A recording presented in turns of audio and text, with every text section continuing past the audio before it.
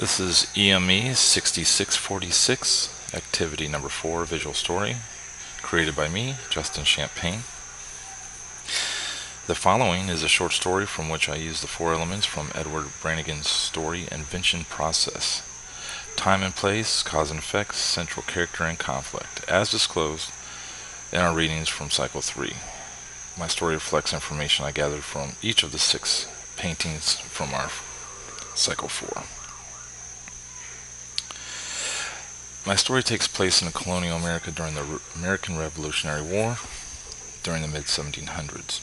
People were settling the new country from a wide variety of foreign kingdoms. With them, they brought their customs, values, and beliefs. Among these were marriage customs. Many colonial wives were bought brides, usually auctioned off or bought through contract. However, some wealthy women like Mary were in high demand. Mary was very spoiled and came from a very wealthy family. She was financially stable, owned property of her own, and often flaunted her very rare freedoms. You see, Mary's father was the royal tax collector for the English king. During this time, colonies like New York were following Dutch traditions while Germans were practicing their traditions in Pennsylvania. Mary was English and followed the customs of her homeland. Different cultures spread throughout the colonies in search of food and resources. In the colonies, weddings were not religious ceremonies, but instead civil contracts that set the responsibilities of wife and husband.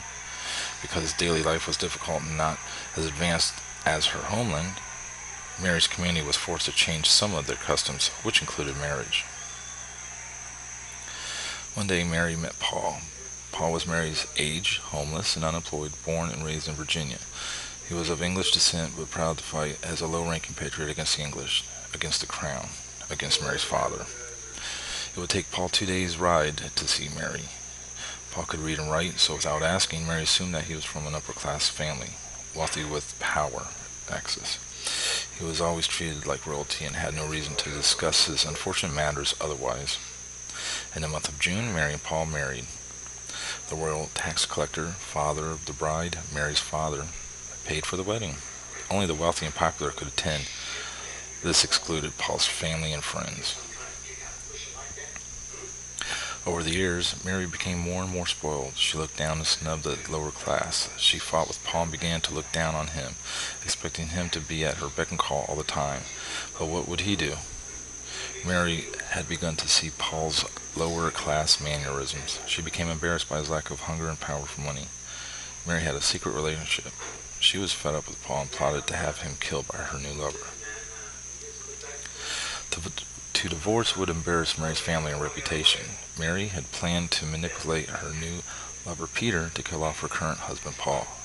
She promised large sums of money and a portion of her property if only Peter would break in her and Paul's home to confront and kill Paul. And so he did. Peter and Paul argued and fought. A sword fight ensued, awakening the neighbors. Peter stabbed Paul to then escape through the window only after taking his claim.